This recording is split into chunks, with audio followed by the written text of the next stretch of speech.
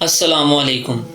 حضرت محمد مصطفیٰ صلی اللہ علیہ وآلہ وسلم مکہ کے مشرکانہ ماحول اور غیر اخلاقی فضا سے بچپن ہی سے نفرت کرتے تھے۔ جوں آپ کی عمر بڑھتی گئی، گندے ماحول سے بیزاری میں اضافہ ہوتا رہا۔ ہر ظلم پر آپ صلی اللہ علیہ وآلہ وسلم کی طبیعت کراہتی تھی۔ بے حیائی و فحاشی آپ کو قطعی ناپسند تھی۔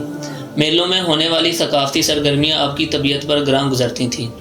اس طرز معاشرت سے آپ کا دل اکتا گیا تو آپ مکہ سے 2 میل دور ایک غار ہرا میں جا کر مقیم رہنے لگے۔ آپ شرک و کفر کے غلبے، ظلم و جر کے عام چلن اور بے حیائی و فحاشی کے عریاں رقص پر صرف بیزاری کا اظہار ہی نہیں فرماتے تھے، بلکہ اس صورتحال کو تبدیل کرنے پر بھی غور فرماتے۔ یاد الہی سے دل کو سکون دیتے اور اللہ سے شرک و شیطانیت کے غلبے سے نجات کی دعا بھی فرماتے۔ آپ کئی روز وہاں قیام رہت فرماتے اور خوراک کے طور پر پانی اور ستو ساتھ لے جاتے۔ دراصل یہ اللہ کی طرف سے آپ کو نبوت کی عظیم ذمہ داریاں سونپنے کی تیاری کا مرحلہ تھا۔ وحی الہی کا آغاز سچے خوابوں سے ہوا۔ آپ جو خواب دیکھتے وہ بہت واضح ہوتا اور اگلے روز وہ سب کچھ حقیقت کے روپ میں نظر آ جاتا۔ کم و بیش 6 ماہ کا عرصہ اسی طرح گزر گیا، یہاں تک کہ آپ رب کائنات اور قادر مطلق کی طرف سے وحی کے لیے تیار ہو گئے۔ 3 سال تک حضور صلی اللہ علیہ وآلہ وسلم کا یہ مأمور رہا کہ وہ رمضان کا پورا مہینہ غار ہرا میں گزارتے۔ جب آپ صلی اللہ علیہ وآلہ وسلم کی عمر مبارک 40 سال ہو گئی تو ایک رات حضرت جبریل علیہ السلام آئے اور آپ سے کہا، پڑھو۔ آپ نے جواب دیا کہ میں پڑھا ہوا نہیں ہوں۔ اس پر فرشتے نے آپ کو پکڑ کر اتنے زور سے دبایا کہ آپ صلی اللہ علیہ وآلہ وسلم کے اپنے بیان کے مطابق اس نے میری قوت نچوڑ دی۔ پھر چھوڑ کر کہا، پڑھو۔ آپ فرماتے ہیں کہ میں نے پھر یہی جواب دیا کہ میں پڑھا ہوا نہیں ہوں۔ اس نے دوبارہ پکڑ کر دبوچا، پھر چھوڑ کر کہا، پڑھو اپنے رب کے نام سے جس نے پیدا کیا، جس نے انسان کو لوتھڑے سے پیدا کیا، پڑھو۔ اور تمہارا رب نہایت کریم ہے جس نے علم سکھایا قلم کے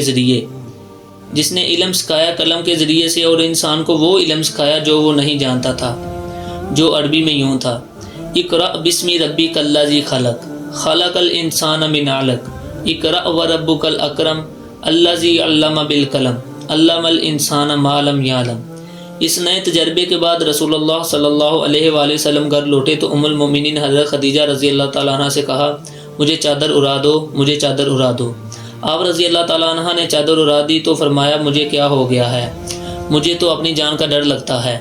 حضرت خدیجہ رضی اللہ تعالیٰ عنہ نے تسلی دیتے ہوئے کہا، اللہ کی قسم اللہ تعالیٰ آپ کو رسوا نہیں کرے گا۔ آپ رشتہ داروں کے ساتھ حسن سلوک کرتے ہیں، بے سہارا لوگوں کا سہارا بنتے ہیں اور غریبوں کا بندوبست کرتے ہیں اور مہمان کی میزبانی کرتے ہیں۔ تھوڑی دیر کمبل اوڑھنے کے بعد آپ کی حالت بہتر ہو گئی تو حضرت خدیجہ رضی اللہ تعالیٰ عنہ آپ کو اپنے چچیرے بھائی ورقہ بن نوفل کے پاس لے گئیں، جو مشرکانہ نظریات کے خلاف بغاوت کر کے عیسائی مذہب قبول کر چکے تھے۔ وہ عبرانی زبان بھی جانتے تھے اور تورات و انجیل کا بغور مطالعہ کر چکے تھے۔ وہ اس وقت بوڑھے ہو چکے تھے اور ان کی بینائی جاتی رہی تھی۔ ورقہ نے تمام واقعہ سنا اور کہا، یہ تو وہی ناموس ہے جو اللہ تعالیٰ نے موسیٰ علیہ السلام پر نازل کیا تھا۔ کاش اس وقت میرے اندر قوت ہوتی اور کاش اس وقت میں زندہ ہوتا جب آپ کی قوم آپ کو نکال دے گی۔ اگر میں اس وقت زندہ ہوا تو آپ کی بھرپور مدد کروں گا۔ تاہم ورقہ جلد ہی فوت ہو گئے۔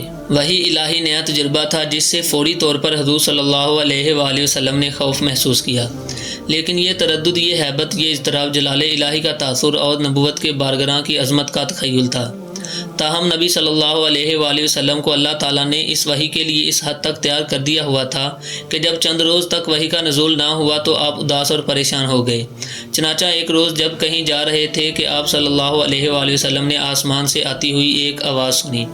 وہی فرشتہ جو پہلے روز آیا تھا زمین و آسمان کے درمیان ایک کرسی پر بیٹھا ہوا تھا۔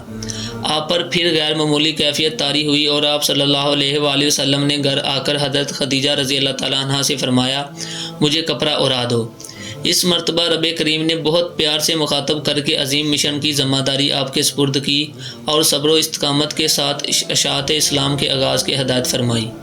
یا ایھا المدثر قم فانذر وربک فکبر وثیابک فطہر والرجز فہجر ولا تمنن تستکثر ولربک فاصبر۔ اے اور لپیٹ کر لیٹنے والے، اٹھو اور خبردار کرو اور اپنے رب کی برائی کا اعلان کرو اور اپنے کپڑے پاک رکھو اور گندگی سے دور رہو اور زیادہ حاصل کرنے کے لیے احسان نہ کرو اور اپنے رب کی خاطر صبر کرو۔ نبی برحق حضرت محمد مصطفیٰ صلی اللہ علیہ وآلہ وسلم نے دعوت اسلام کا آغاز اپنے گھر سے کیا اور سب سے پہلے آپ کے اہل خانہ ہی مشرف با اسلام ہوئے۔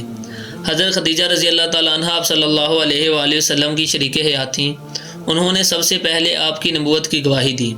حضرت علی رضی اللہ تعالیٰ عنہ نے جو آپ صلی اللہ علیہ وآلہ وسلم کے گھرانے کے فرد بنے ہوئے تھے، نو عمر ہونے کے باوجود اس دعوت انقلاب پر لبیک کہی۔ آپ صلی اللہ علیہ وآلہ وسلم کے آزاد کردہ غلام حضرت زید رضی اللہ تعالیٰ عنہ بن حارث، جن کو آپ صلی اللہ علیہ وآلہ وسلم نے بیٹا بنایا ہوا تھا، نے بھی آپ صلی اللہ علیہ وآلہ وسلم کی نبوت کی تصدیق کی۔